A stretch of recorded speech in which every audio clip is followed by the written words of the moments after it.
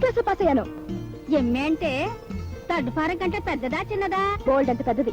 నీ బుర్రకి బిందికి ఎంత తేడా ఉందో అంత తేడా ఉంటుంది. అవును, నీళ్ళ కోసం చెరువు దగ్గర వెళ్తున్నావా? అవునమ్మా. ఉండు, నేను ఐఏఎస్ చదివి జిల్లా కలెక్టర్ అయిన తర్వాత నీ ప్రాబ్లం సాల్వ్ చేస్తాను.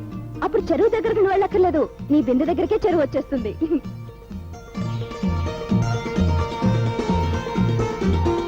అమ్మా అమ్మా అమ్మా. ఏమిటి చిన్నపిల్లల? ఏం జరిగిందో చెప్పు. నేను చిన్నపిల్ల, నువ్వేగా అన్నావు, నన్ను ఎత్తుకుంటేనే చెప్తాను. ఎత్తుకుంటాను. రేపు పెళ్ళయ్యాక నిన్నో వైపు అల్లున్నో వైపు, సరేనా? పోమ్మా.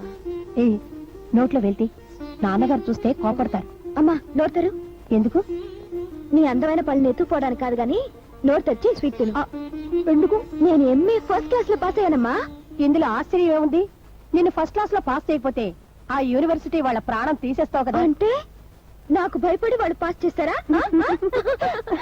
సుధా, సుధా ముద్దుగా పిలిస్తే పలకదమ్మా. ఒసే కొండపల్లి కోతమో, ఇలా రా.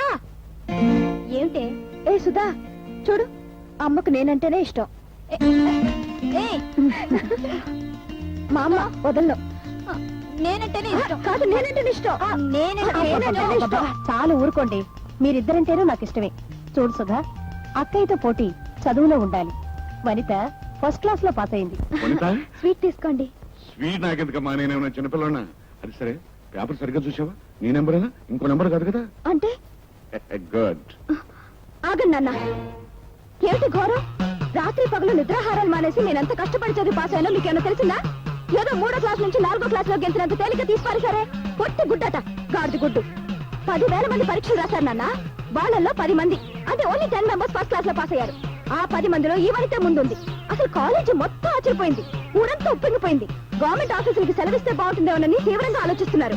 మీరు మాత్రం ఏ పట్టినట్టుంటారా? స్వీట్ ఇస్తే తీసుకోనంటారా? పొట్టి గుడితో సరిపడతారా? అసలు కనీసం వెరుగుడని ఎందుకు చెప్పలేదు? ఎందుకు చెప్పలేదు? అమ్మా, కోపంతో నా కొంప కొలుచుకో. ఒక్క స్వీట్ కాదు, మొత్తం ప్యాకెట్ ఇచ్చే తినేస్తాను. ఇంకా చాలా మందికి వాళ్ళు ఒకటే తీసుకోండి. ఇక ముందు ఎప్పుడు ఏ విషయంలోనూ నువ్వు కోపం తెచ్చుకోకూడదు. రాజా, నేను ఫస్ట్ క్లాస్ లో పాస్ అయ్యాను. కంగ్రాచులేషన్స్. శోభా, అవును వదినెక్కడ?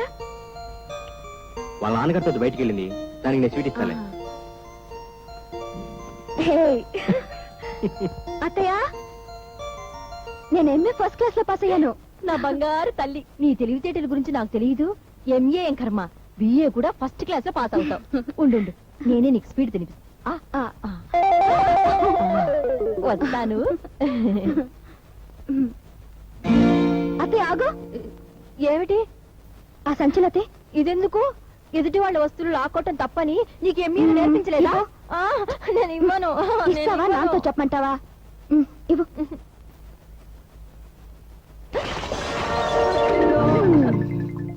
ఈ దురలవాటు నిన్నెప్పుడు వదులుతుందో ఏమో గాని, ఇందులో నీకు పనికొచ్చే వస్తువు ఒకటైనా ఉందా? ఈ స్వీట్ బాక్స్ తప్ప.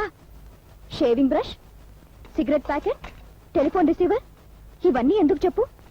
అసలు ఈ దురలవాట్లు భరించలేకనే కదా మా ఆయన నిన్ను వదిలి లేచి వెళ్ళిపోయాడు. అన్నట్లు అత్తయ్య, వీధి చివర రోడ్డు వేస్తున్నారు. ఆ రోడ్ ఇంజిన్ మాత్రం కొట్టేకే పని సగంలో అయిపోతుంది. రోడ్ ఇంజిన్లు, రైలు ఇంజిన్లు తెచ్చి నేనెక్కడ దాచుకోను? సంచి చిన్నదిగా. భలే దానివే. మీ ఇంట్లో పిల్లలు ఉన్నారుగా, తీసుకెళ్ళివ్వండి.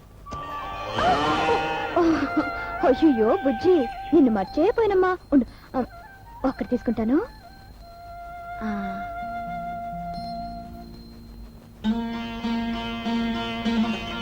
నా విజయాలన్నిటికీ మీ ఆశీస్సులున్నాయి.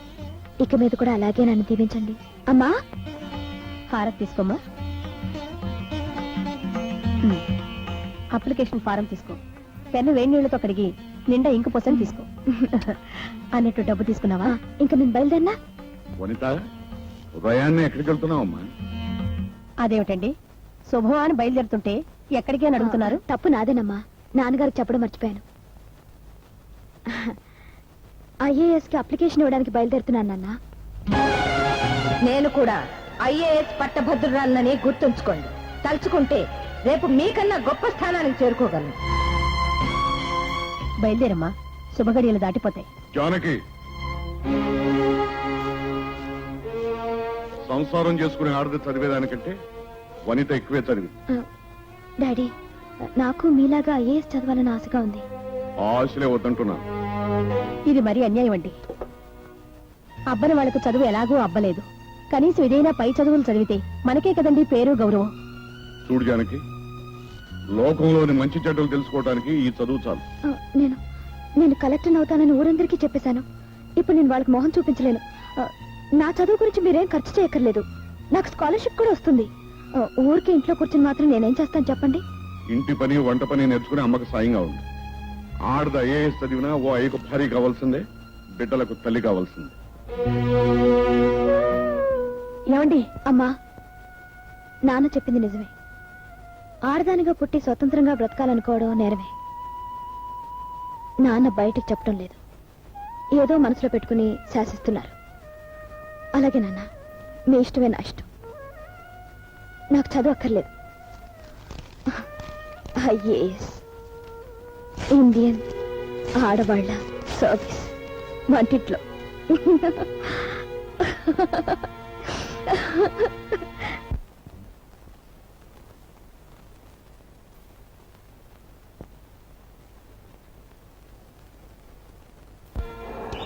వేమరపాడు వేమరపాడు ఏమండి, వేమరపాడు దిగండి. తలుపులో నా లగేజ్ కొంచెం జాగ్రత్తగా దింపు, లోపల గాస్ చావాలని పగిలిపోతుంది. దీని అమ్మ ఇంతవరకు ఉందేంటి? రైట్. అవును, బస్సు నెత్తి మీద కూకుని వస్తున్నారేంటి మహారాజా? బస్సు లోపల కూర్చుని వస్తే 12 రూపాయలు ఛార్జ్ అన్నాడు రా. టాప్ మీద లగేజ్ లా పడి ఉంటే 2 రూపాయలే అన్నాడు, అందుకని టాప్ మీద ఎక్కా. ఏమండి, మేమైతే బోర్డు అంత డబ్బు ఖర్చు పెట్టి తాటాకులు పెంకులు వేసి ఇలా కప్పు తయారు చేసి దానికి కింద పడుకుంటాం. మీరైతే కప్పు మీదే పడుకుంటారండి. మెలిగా మెలిగా ఏముందండి ఇందులో? బస్సు వెళ్ళిపోయిందా? వెళ్ళిపోయింది కదా. నా కొడుకున్నాడు లోపల.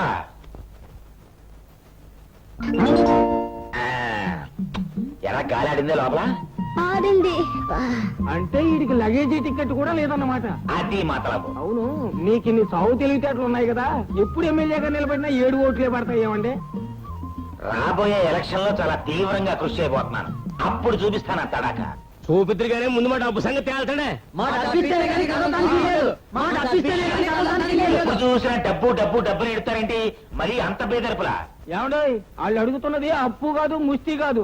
వాళ్ళు ధాన్యం తోలిందానికి డబ్బులు అడుగుతున్నారు. తలుపులు అసలు గవర్నమెంట్ దగ్గరే డబ్బులేదు ఈ మధ్యన. నోట్లు ప్రింట్ చేసే మిషన్ చూసావా? రిపేర్ లో ఉందట, కొంతకాలం ఆగాలి, మనం ఏం చేయలేం. పతరా.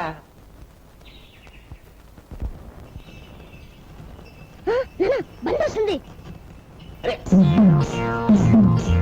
తోలేవాడు పడుకుని నిద్రవుతుంటే బండి ఎంత స్పీడ్ గా వచ్చేస్తుందేంటి? వస్తాయా బండి? పక్కకి వస్తాయా?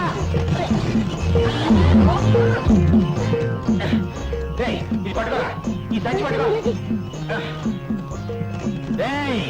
మర్యాదగాని ఎద్దుల్ని వెనక్కి వచ్చి నా కాళ్ళకి దండం పెట్టమను, లేకపోతే నెక్స్ట్ ఎలక్షన్స్ లో ఇండిపెండెంట్ గా పోటీ చేస్తున్నాను. ఎమ్మెల్యే అయ్యాక నిన్ను నీ ఎద్దుల్ని అందమాన పంపించేస్తాను. రమ్మని వెనక్కి.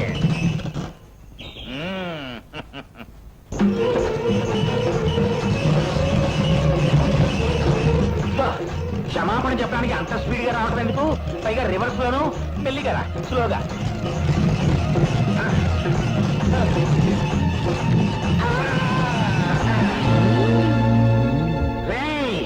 నన్ను రెండోసారి కూడా పడగొట్టావు. ఎవడ్రా నువ్వు? నీ తాతన్ రా. నా తాతవా? అందుక మా ఇంటి గ్రూప్ ఫోటోలో నువ్వు ముసిలేలా పడ్డావు. మీ గ్రూప్ వ్యవహారం తేల్చడానికే కుర్రాడిగా మారాను రా. కొంప తీసి నువ్వు కమ్యూనిస్టువా బాబా?